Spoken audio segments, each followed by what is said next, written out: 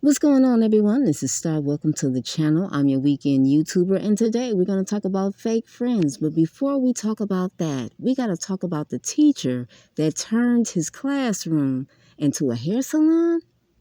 Let's go. Amidst all the controversy that has come from this video that I posted, I wanted to come on here and read some of the messages that my students are sending me during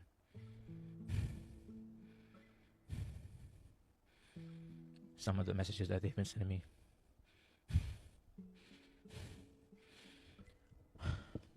During this time. Hey, Bessie. I really hope that you see this message. How are you? I hope that you're okay.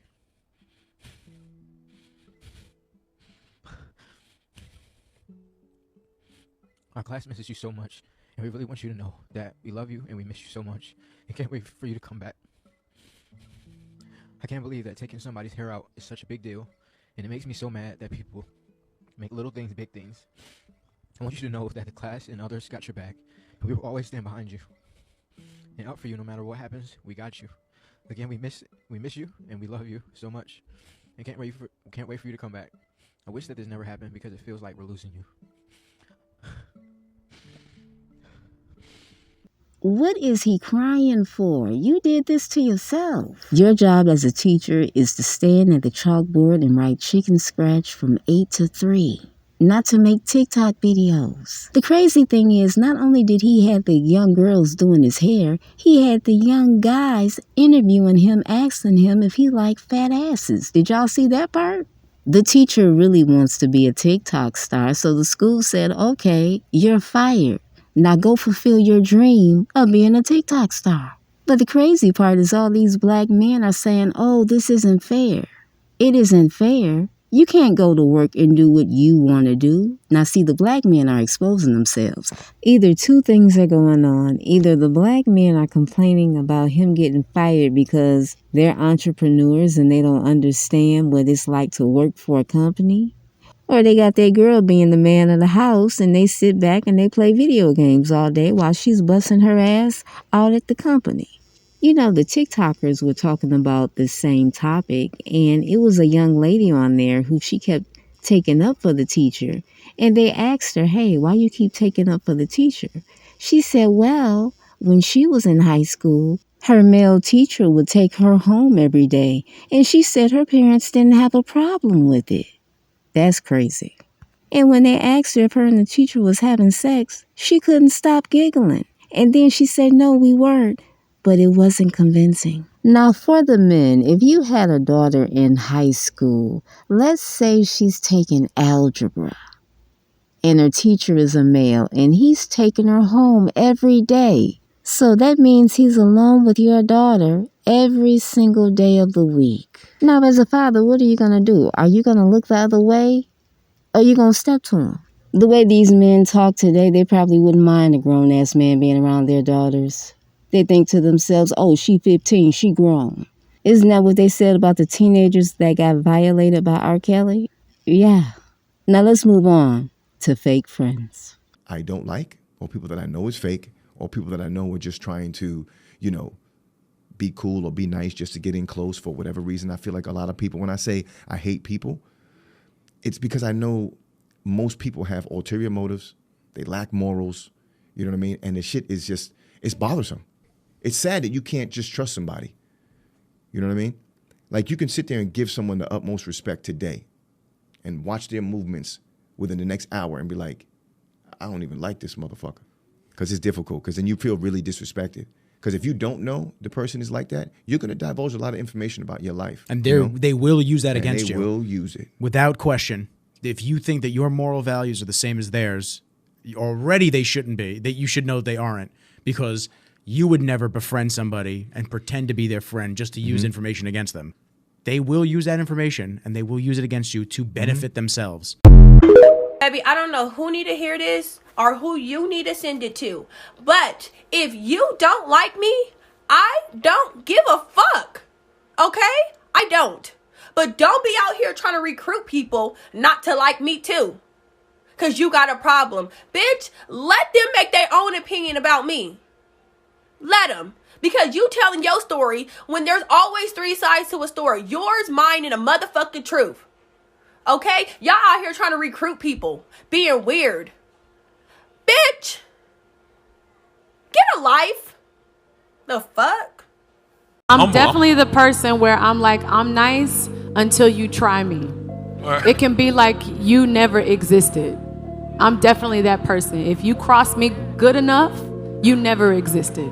I do people good. I mean people good. I want to see everybody win. I want to see everybody be great. And that's genuine with every fiber of my being. So when you don't want that for me, holla. Now let's talk about fake friends because all of us have had them. I know I saw a TikTok video the other week and a guy said he was out having dinner and it was a group of ladies having a birthday dinner. Well, the birthday girl stood up and she went to the restroom. And while she was in the restroom, her so-called best friend dropped something in her drink. Now, the guy that saw this, he ran to the restroom and let her know, hey, your best friend is trying to drug you. She got back to the table. She didn't touch the drink, and they were demanding her to sip the drink. Can you imagine your best friend's trying to poison you on your birthday? She must have been a bad bitch. Story time. I was working at this corporation. I was super busy that day. I had a bottle of sweet tea on my desk. I came back to my desk, tossed it in the garbage because that's what my instincts told me to do, and my coworker hit the roof. She's screaming and yelling, mad that I didn't drink the tea. And I said, I said, did you put something in my drink? No. I said, then why the hell are you begging me to drink the drink? People expose themselves every time. Not only can you not trust friends and coworkers, you also can't even trust family. Remember the story about the teenager in Detroit that asked her mother, can she hang out with her cousin? And her mother's like, yeah, go hang out with your cousin. Well, she ended up getting unalived by her cousin. How do you violate your own cousin, murder her, and then toss her in the dumpster like she's a piece of trash? And then you got to go to the courtroom and face the whole family. That's some demonic shit. All right, let's do a dance break before we talk about Shannon Sharpe and DJ Akademiks. Roll the clip. Now, as you can see, this is a man dancing with his sweet kitty. What does the man say? Oh, you women are lonely. Get a cat. Well, it looks like the men are falling into their own advice. Shout out to him. Lovely cat. Just like you. You don't defend black women. Well, it looks like Shannon Sharpe is back in the news. What's that saying? I'm not black, I'm OJ. Yeah, that's Shannon Sharpe right now. And I'm not surprised by the clip because remember it was the running joke that Shannon Sharpe would tell his friends if a black woman is on his arm, he's holding her for the police. What Shannon Sharpe says does not bother me because I don't know that man. He has to explain that shit to his daughters, not me. Well, good luck to Shannon Sharpe. No need to spend time on that. Let's move on to DJ Akademiks. It's about to get real. Roll the clip. I look crazy right now, but I'm not going to stand here and let this man continue to lie about me. That's not what happened, Akademiks. You know that that's not what happened. And for you to pretend that you didn't do anything, that I just went to your house and I'm just some thought, like we didn't know each other for 2 years. You tried to save yourself after your friends assaulted me. Whether or not you got drunk or not, I know that when you woke up, you were on top of me too. DJ Akademiks said if he goes down, everybody goes down. Did he just admit to something? Where in the hell is your lawyer? Okay, let's read from the MSNBC article. Podcaster and streamer DJ Akademiks is facing allegations of rape and defamation, according to a lawsuit filed on Monday. Akademiks, whose real name is Livingston Allen, has a podcast and video content that focuses on music industry and hip-hop news in particular. Who wrote this? Goddamn, I can write better than this. Never mind, let me get back to the facts. And let me summarize this because I don't like the way this is written. So on July 16th, DJ Akademiks invited the alleged victim to his home. She said she was greeted, drugged, and raped on his pool deck by two men that she didn't expect to be there. The victim claimed she was given a drug that caused her to lose consciousness and that she woke up early in the morning to DJ Akademiks brutally graping her. The woman claims that the grape that was captured on surveillance footage was played back to her by DJ Akademiks. Yeah, you're in trouble. Now I understand why he's making these threats to the industry. Because I guess everybody does it. DJ Akademiks issued a denial on his video stream on Tuesday, calling the allegations a shakedown and blaming them on his race. Wow. DJ Akademiks gave an official statement. Let's read that. And I quote, "My only comment should really be that whatever this is will be handled in court. Just know, according to the law and according to the police and according to all the sanctioning governing authorities." God damn, that's a mouthful. Let me get back to the quote. Akademiks is an innocent man who has not ever been charged with anything of the sort that has to do with any deviancy or anything like that. Has never been charged, will never be charged. That's a fact. End quote. If this case hits the courtroom, the audio alone is crazy. And then you got the visual of him sitting at his desk pretending like he doesn't hear a woman screaming. Akademiks knows this looks bad. That's why he's threatening the whole industry. And I think Akademiks is crazy trying to defend himself. That's what lawyers are for. Let your lawyer do that. Everything you say on the internet, they can play it back in the courtroom. And if you contradict yourself, you're in trouble.